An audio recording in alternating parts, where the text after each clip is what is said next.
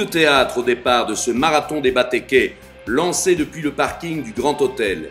Les frères Argadzi, leaders au classement du championnat 2010, ne sont pas inscrits pour la course. Tous les espoirs sont alors permis à leur poursuivant direct.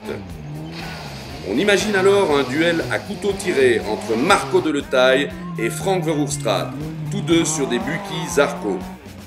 Malheureusement, dès le départ de la deuxième spéciale, Frank tombe en panne et jette l'éponge.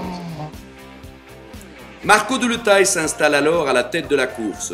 Et le samedi soir, il possède 2 petites minutes d'avance sur le Mitsubishi Pajero de Iseboat. La météo s'en mêle durant la nuit. Vers 3 heures du matin, un orage tropical s'abat sur le plateau des Batékés. Le dimanche, le rallye repart sur des pistes rendues plus rapides et cassantes par la pluie de la nuit. Et c'est alors l'hécatombe. Les équipages tombent en panne les uns après les autres. Moteur coulé pour Iseboat, transmission pour Ferreira, moteur encore pour Stinis, boîte de vitesse pour Drez, etc., etc. Oui, tout le concurrent ensemble, un moteur complet à remplacer. En fin de compte, la course est arrêtée dimanche vers 10 h du matin, faute de combattants. Voici le classement général de l'épreuve.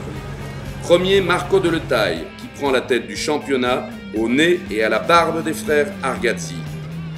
Deuxième, Pierre Cagnetti, qui garde la première place de la catégorie Jeep. J'ai eu un peu de chance cette année pour toutes les malchances que j'ai eues les autres années. Troisième, Drez, premier diesel pour son grand retour à la compétition. Et tout esbaudi de sa place sur le podium. Georges Stinis, notre doyen des pilotes, finit à une magnifique 4e place au général et gagne la classe marathon.